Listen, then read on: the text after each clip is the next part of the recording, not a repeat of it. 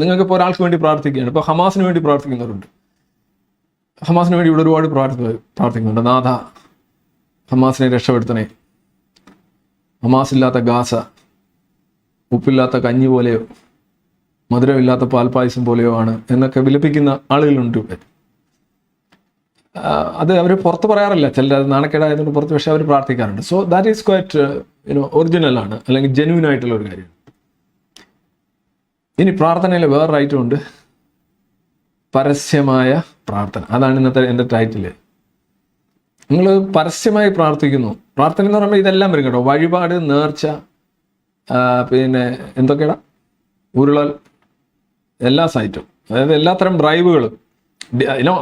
വഴിപാടെന്ന് പറഞ്ഞു കഴിഞ്ഞാൽ ഡിമാൻഡ് വിത്ത് ബ്രൈവാണ്, കൈക്കൂലിയോടുകൂടിയുള്ള ആവശ്യമാണ് വഴിപാടും നേർച്ചയും മറ്റ് ബാക്കിയുള്ള എല്ലാ ഐറ്റവും, എല്ലാ മത റിലിഗുലസ് ഐറ്റംസും അങ്ങനെ തന്നെയാണ്. അതെന്താണ് ഉദ്ദേശിക്കുന്നത്? അത് ശരിക്കും നിങ്ങൾ സമൂഹത്തിലെ ആളുകൾ അറിയാൻ, നിങ്ങൾ വേറൊരാളെ സ്നേഹിക്കുന്നു എന്ന് പറയുന്നത് അല്ലെങ്കിൽ പ്രാർത്ഥിക്കുന്നു എന്ന് പറയുന്നത് കൊണ്ട് നിങ്ങൾക്ക് നേട്ടം ഉണ്ടാകുന്നു എന്നുള്ളത് കൊണ്ടാണ് നിങ്ങൾ പബ്ലിക് ആക്കുന്നത്. അത് ഉറപ്പാണല്ലോ. ഞാൻ അങ്ങേക്ക് വേണ്ടി പ്രാർത്ഥിക്കുന്നു എന്ന് പറഞ്ഞ ഒരാൾ ഒരു പത്രക്കുറിപ്പ് ഇറക്കുകയോ അല്ലെങ്കിൽ ഒരു പ്രഖ്യാപനം നടത്തുകയോ അല്ലെങ്കിൽ ആ വാർത്ത ഡയറക്റ്റായിട്ടോ ഇൻഡയറക്റ്റായിട്ടോ ലീക്ക് ചെയ്ത് വിടുകയോ ഒക്കെ ചെയ്തു കഴിഞ്ഞാൽ സ്വാഭാവികമായിട്ടും നമ്മൾ ഉദ്ദേശിക്കുന്ന ഇതാണ്. ഒന്ന്, ഞാൻ അയാൾക്ക് വേണ്ടി പ്രാർത്ഥിച്ചു എന്ന് 4 പേര് അറിയണം. അങ്ങനെ അറിഞ്ഞാൽ എനിക്ക് നേട്ടമുണ്ട്. സിമ്പിൾ. അതുകൊണ്ടാണല്ലോ അത് പരസ്യമാക്കുന്നത്. നല്ല രഹസ്യമാക്കി ആ വ്യക്തിയോടൊക്കെ പറഞ്ഞാൽ മതിയല്ലേ, ഞാൻ പ്രാർത്ഥിച്ചിട്ടുണ്ട് കേട്ടോ, ഞാൻ വഴിപാട് നടത്തിയിട്ടുണ്ട് കേട്ടോ, ഞാൻ നേർച്ച നടത്തിയിട്ടുണ്ട് കേട്ടോ എന്നൊക്കെ പറഞ്ഞാൽ മതി. അവിടെ തീരും കേസ്. ഇനി വേറെ രീതിയിൽ അത് പുറത്തെത്തിക്കുന്നത് അറിയാതെയാണ് പുറത്ത് വന്നത്, അതിനകത്തൊന്നും ഒരു കാര്യമില്ല. നിങ്ങൾ അറിയണ്ട എന്ന് കരുതുന്നൊരു കാര്യം പുറത്ത് വരില്ല, പ്രത്യേകിച്ച് പ്രൈവറ്റ് ആയിട്ടുള്ള കാര്യങ്ങൾ. ഈ ചെയ്യുന്ന ആൾ ആരെങ്കിലും ഏർപ്പെടുത്തിയാലും ചെയ്യുന്ന ആളോട് പറഞ്ഞാൽ മതി. പോരടാ, ഒരാൾ ഒരു കാര്യം ചെയ്യാൻ പറഞ്ഞാൽ ആരും അറിയരുതെന്ന് പറഞ്ഞു കഴിഞ്ഞാൽ നമ്മൾ ആദ്യം പത്രത്തിൽ കൊടുക്കുമോ? ഇല്ല. നമ്മൾ അറിയിക്കേണ്ട, അതിന് ഒട്ടും വിശ്വാസ്യതയില്ല. അതിന് എന്താണ് പറയുന്നത്, പൂവിനുള്ളിൽ പൂ എന്ന് പറയുന്നോണം, കാപട്യത്തിനുള്ളിൽ വേറെ കാപട്യമായിട്ട് മാത്രമേ അതിനെ കാണാൻ കഴിയൂ. അപ്പം ഇവിടെ 2 താരങ്ങൾ ഒരു ആൾക്ക് വേണ്ടി മറ്റൊരാൾ വഴിപാട് പരസ്യമായി നടത്തിയെങ്കിൽ അതിന് പ്രത്യേകിച്ച് ഉദ്ദേശം ഇതാണ്, അങ്ങനെ നടത്തിയ ആൾക്ക് നല്ലതാണ്. അത് അയാളെ സംബന്ധിച്ചിടത്തോളം ഒരു പരസ്യമാണ്. അയാളെ സംബന്ധിച്ചിടത്തോളം അയാളുടെ എന്താണ്, four everything it's good for him, that's why. അതെല്ലാവർക്കും വേണ്ടി നടത്തണമെന്നില്ല, എല്ലാ അവസരങ്ങളും ചെയ്യണമെന്നില്ല. പക്ഷേ ഒരു ക്രിട്ടിക്കൽ ആയിട്ട് എനിക്ക് സൗഹൃദമുണ്ട് എന്ന് കാണിക്കുക, അല്ലെങ്കിൽ സ്നേഹമുണ്ട് എന്ന് കാണിക്കുക, അത് ദാറ്റ്സ് എ ഡിമാൻഡാണ്. അപ്പോൾ പറയുമോ അങ്ങനെയൊന്നുമല്ല, അങ്ങനെ അല്ല എന്നുണ്ടെങ്കിൽ ഈ പരസ്യമായിട്ടുള്ള ആവശ്യമില്ല. ഇപ്പോൾ ഇതിനകത്ത് ഈ ദേവസ്വം ബോർഡ് ഇതിനിടെ ഒരു പ്രസ്താവന നടത്തി ഞാൻ കണ്ടു. അതായത് വഴിപാടിൻ്റെ രസീതിൻ്റെ കൗണ്ടർ ഫോയിൽ ഞങ്ങളുടെ കയ്യിലുണ്ട്, ഞങ്ങൾ വഴിയല്ല ഇത് പുറത്ത് പോയിട്ടുള്ളത്. ഇത് ആരാണോ വഴിപാട് നടത്തിയത് അയാളുടെ കയ്യിലാണ് ഈ യഥാർത്ഥ വഴിപാടിൻ്റെ റെസീറ്റ് ഉള്ളത്. അയാൾ വഴി തന്നെയാണ് പുറത്ത് പോയിരിക്കുന്നത്. അപ്പോൾ അയാൾ ഇൻഫ്ലുവൻസ് ഉള്ള ആരാണ് അയാളാണ് അപ്പോൾ അതിന് ഉത്തരവാദി. സിമ്പിളാണ്. അപ്പോൾ ഈ ആരാണോ ഇത് നടത്തിയത് അയാൾ തന്നെയാണ് ഇത് പുറത്തെത്തിച്ചിട്ടുള്ളത്, അല്ലാതെ ഒരു വഴിയില്ല. അപ്പം ദാറ്റ്സ് ഗുഡ്. അപ്പോൾ ഇവിടെ ഒരു വിഷയമുള്ളത്, കേരളത്തിൽ ഇപ്പോൾ സിനിമാ രംഗത്തായാലും ഇപ്പോൾ ഏത് സിനിമ ഇറങ്ങിയാലും നമ്മൾ കാണുന്നുണ്ട്, സിനിമ ഇറങ്ങിയാലും അതിനകത്ത് നടനാരാണ്, സംവിധാനം ആരാണ്, നടി ആരാണ്, അല്ലെങ്കിൽ ആരാണ് നിർമ്മാതാവ്, ഇവരെയൊക്കെ ജാതിയും മതവും ഒക്കെ നോക്കിയാണ് ഈ ആളുകളുടെ വിലയിരുത്തലുകളും കമൻറ്റുകളും എല്ലാം കാണുന്നത്. മൊത്തം ഒരു 4-5 വർഷമായിട്ട് ഞാൻ ഇതന്നെയാണ്. ഞാനൊരു ഒറ്റ സിനിമ ഡിസ്കഷൻ ഞാൻ ശ്രദ്ധിക്കാറുമില്ല.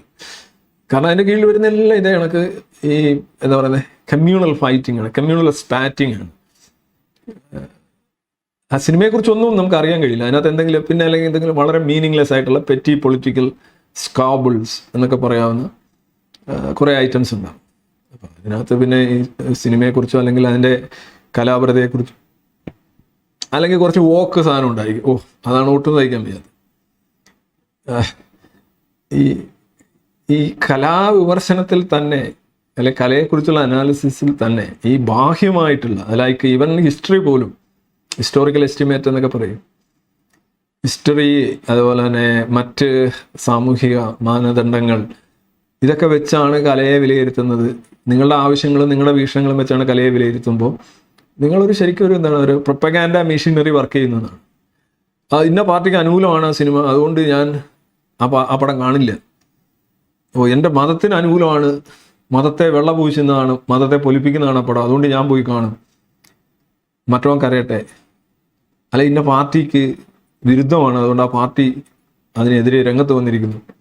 അതിൽ എന്താണ് ഇവർ ഉദ്ദേശിക്കുന്നത്? ഒരു സിനിമയോ ഒരു കലാരൂപമോ ഒക്കെ പുറത്ത് വന്നിട്ട് അതിനകത്ത് ഈ രീതിയിലുള്ള പാർട്ടിസൺ അല്ലെന്നുണ്ടെങ്കിൽ വളരെ പരോക്കിയലായിട്ടുള്ള വളരെ ഇടുങ്ങിയ സങ്കുചിതമായിട്ടുള്ള കക്ഷി രാഷ്ട്രീയ പോരുകളും മതസ്പർദ്ധകളും ജാതി ബോധങ്ങളും ഒക്കെ വെച്ചുകൊണ്ടാണ് സിനിമയെ അല്ലെങ്കിൽ ഏത് കലാരൂപത്തെയും വിലയിരുത്തുന്നത് എന്നുള്ള അവസ്ഥയിലായിട്ടുണ്ട്. അതിൻ്റെ ഒരു ഫലം കൂടിയാണ് ഈ പരസ്യ പ്രാർത്ഥന. അതിൻ്റെ കാര്യം, ഇപ്പോൾ 2 നടന്മാർ തമ്മിൽ സൗഹൃദത്തിലാണ് എന്ന് പറയുന്നത് എങ്ങനെയാണ് ഒരു വാർത്തയാകുന്നത്? 2 മനുഷ്യർ തമ്മിൽ സൗഹൃദത്തിലാണ് എന്ന് പറയുന്ന ഒരു വാർത്തയാണോ? 2 അധ്യാപകർ തമ്മിൽ സൗഹൃദത്തിലാണ് എന്ന് പറയുന്ന ഒരു വാർത്തയാണോ? 2 കായിക താരങ്ങൾ തമ്മിൽ സൗഹൃദത്തിലാണ് എന്ന് പറയുന്നത്, അല്ലെങ്കിൽ ഭയങ്കര ഗാഢമായ സ്നേഹബന്ധമാണ് എന്നുള്ളത് വാർത്തയാണോ? ഇതൊന്നും വാർത്തയാകേണ്ട കാര്യമേ അല്ല. അത് ഒരു തൊഴിൽ മേഖലയിൽ വന്ന 2 പേര് ഒരുപാട് നാളായിട്ട് അവർ തമ്മിൽ സഹകരിച്ചു പോകുന്നത് എങ്ങനെയാണ് ഒരു വാർത്തയാകുന്നത്, അല്ലെങ്കിൽ എങ്ങനെയാണ് ഒരു കൗതുകമാകുന്നത് എന്ന് ചോദിക്കുമ്പോഴാണ് നമ്മുടെ സോഷ്യൽ ലാൻഡ്സ്കേപ്പിലേക്ക് നമ്മൾ ഒന്ന് ഗൗരവത്തോടെ നമ്മളൊരു പരിശോധന നടത്തേണ്ടത്. Actually it's something unusual you find, that's why you are clapping for it.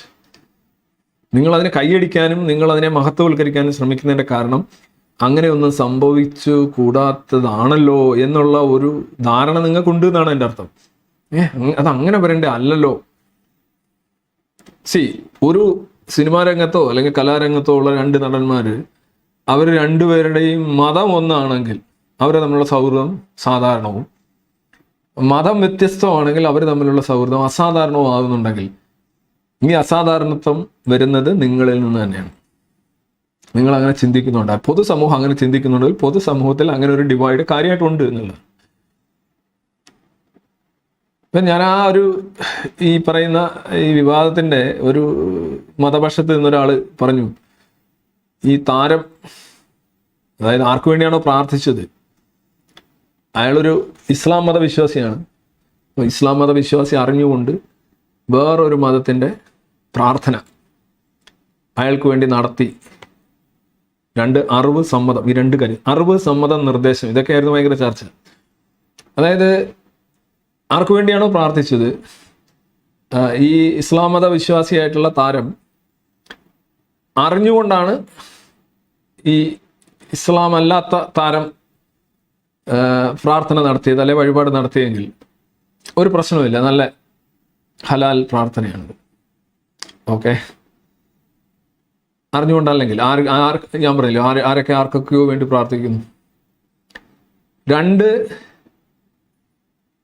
ഈ ഇസ്ലാം മത വിശ്വാസിയായിട്ടുള്ള താരം അറിഞ്ഞിരുന്നു, മറ്റേ നോൺ മുസ്ലിം ആയിട്ടുള്ള താരം പ്രാർത്ഥിക്കുന്നത് അറിഞ്ഞിരുന്നു, പക്ഷെ ചെയ്തോട്ടെ അത് അയാളുടെ വിശ്വാസമല്ലേ എന്ന് കരുതി വിട്ടതാണെങ്കിലും പ്രശ്നമില്ല,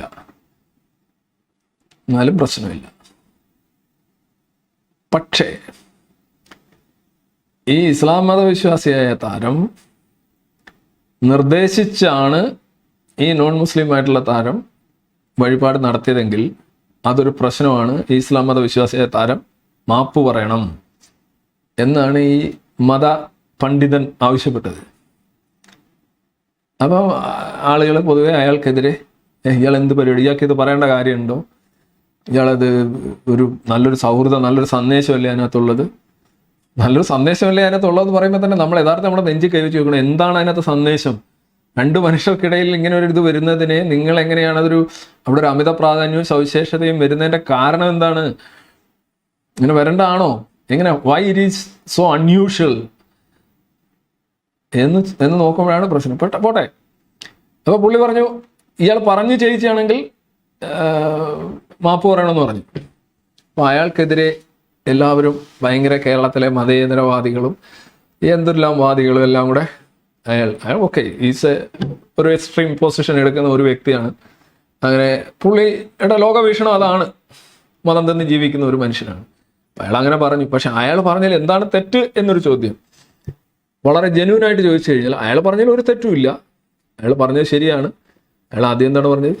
ഒന്ന്, അറിവില്ലാതെയാണെങ്കിൽ ഒരു കുഴപ്പമില്ല, അറിഞ്ഞുകൊണ്ടാണെങ്കിലും കുഴപ്പമില്ല. പക്ഷേ ഇയാൾ പറഞ്ഞതനുസരിച്ചാണ് വേറൊരാൾ ചെയ്തതെങ്കിൽ മതപരമായി തെറ്റാണ്. മതപരമായി തെറ്റാണത്, എന്താ സംശയം അതിനകത്ത്? ഒരു ഇസ്ലാം മത വിശ്വാസി ഒരു നോൺ മുസ്ലിം പ്രാർത്ഥനാ രീതിയോട് ഐക്യപ്പെടുകയും അത് തനിക്ക് വേണ്ടി ചെയ്യണമെന്ന് പറയുകയും ചെയ്തിട്ടുണ്ടെന്നുണ്ടെങ്കിൽ അത് ഷിർക്കാണ്, ഇസ്ലാമിലെ നമ്പർ 1 കുറ്റമാണ്. അതല്ല ഈ മതപണ്ഡിതനെ വിമർശിക്കുന്ന അല്ലെങ്കിൽ കുറ്റപ്പെടുത്തുന്ന ആളുകൾ പറയട്ടെ. അങ്ങനെയല്ലെങ്കിൽ അത് പറയണം. അത് ആണ് അയാൾ പറഞ്ഞത് ശരിയാണ്.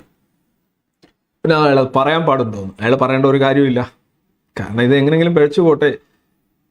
സമൂഹങ്ങൾ അല്ലെങ്കിൽ മതങ്ങൾക്കിടയിലുള്ള ഒരു ഫേക്കായിട്ടുള്ള ഒരു ചങ്ങാത്തം അല്ലെങ്കിൽ ഒരു മൈത്രി, ഒരു ഒട്ടിച്ചുവെപ്പ്, അത് നിലനിൽക്കുന്നതാണല്ലോ നല്ലത്. മനുഷ്യർക്ക് നല്ലതാണല്ലോ, സമൂഹത്തിന് നല്ലതാണല്ലോ. ഈ സ്പർദ്ധയും കാലുഷ്യവും ഇല്ലാതെ എല്ലാം ഫേക്കാണ്, വിളിക്ക് അഭിനയിക്കുകയാണ്. അങ്ങനെ അഭിനയിച്ച് പോകുന്നതിനിടയ്ക്ക് നീ എന്തിനാണ് ഈ ഒരു സത്യപ്രസ്താവന നടത്തിയതെന്നുള്ളതാണ് പലരും ചോദിച്ചതിൻ്റെ അർത്ഥം.